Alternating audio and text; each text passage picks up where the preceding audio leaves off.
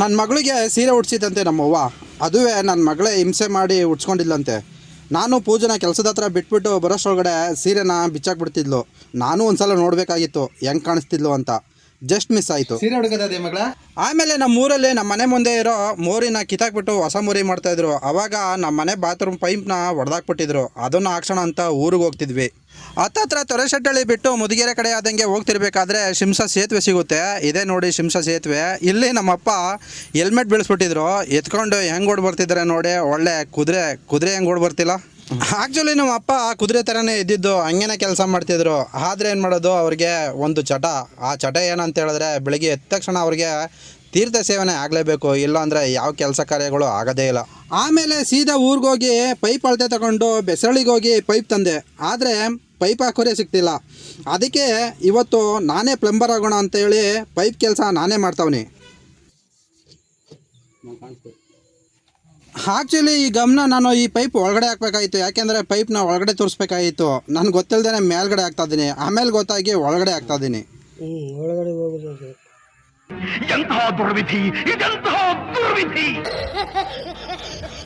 ಅದಕ್ಕೆ ಹೇಳೋದು, ಯಾರ್ಯಾರು ಏನೇನು ಕೆಲಸ ಯಾರ್ಯಾರು ಮಾಡಬೇಕು ಅವರೇ ಮಾಡಬೇಕು ಅಂತ.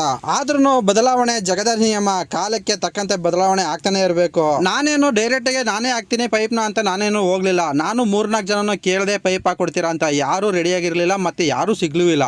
ಅದಕ್ಕೋಸ್ಕರ ಇನ್ನೇನು ಮಾಡೋಕ್ಕಾಗುತ್ತೆ, ನಾನೇ ಹಾಕ್ತೆ ಅತ್ತೆಗೆ. ಆಮೇಲೆ ಈ ಪೈಪ್ನ ಹೆಂಗೆ ಹಾಕೋದು ಅಂತ ಹೇಳ್ಬಿಟ್ಟು ನಮ್ಮ ಮಧುರಪ್ಪ ಮತ್ತು ನಮ್ಮ ಗೋವಿಂದ ಒಂದು ಐಡಿಯಾ ಕೊಟ್ಟರು. ನೋಡಿ, ಈ ರೀತಿ ಫಿನಿಶಿಂಗ್ ಬಂತು, ಚೆನ್ನಾಗೇ ಬಂತು. ಫಸ್ಟ್ ಟೈಮ್ ಮಾಡಿದ್ರು ಸೂಪರಾಗಿ ಬಂದಿದೆ. ಆಮೇಲೆ ಈ ಮೋರಿ ಕೆಲಸನೇನೋ ಕಿತ್ತಾಕ್ಬಿಟ್ಟು ಹೊಸ ಮೋರಿ ಕಟ್ತಿದ್ದೀರ. ತುಂಬ ಒಳ್ಳೆ ಕೆಲಸ, ನಮಗೂ ಖುಷಿ ಆಗ್ತಿದೆ.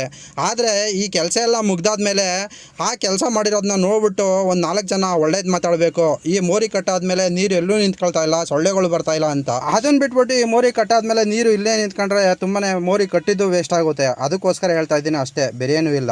ಈ ಮೋರಿ ಕೆಲಸ ಎಲ್ಲಿ ಮಾಡ್ತಾವ್ರೆ ಅಂತ ಹೇಳಿದ್ರೆ ಮದ್ದೂರು ತಾಲೂಕು ಕೊಪ್ಪ ಹೋಬಳಿ ಎನ್ ಕೋಡಿಹಳ್ಳಿ ಗ್ರಾಮದಲ್ಲಿ ಈ ಕೆಲಸ ಮಾಡ್ತಾವ್ರೆ.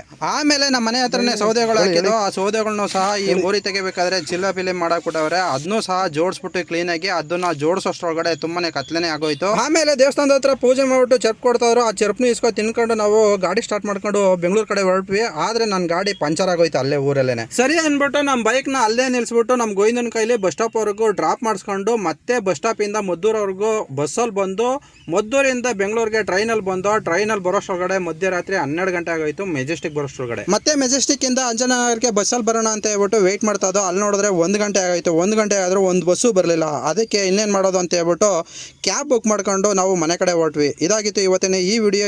ಎಷ್ಟಾಗಿರೋ ಒಂದು ಲೈಕು ಕಮೆಂಟು ಶೇರ್ ಮಾಡಿ.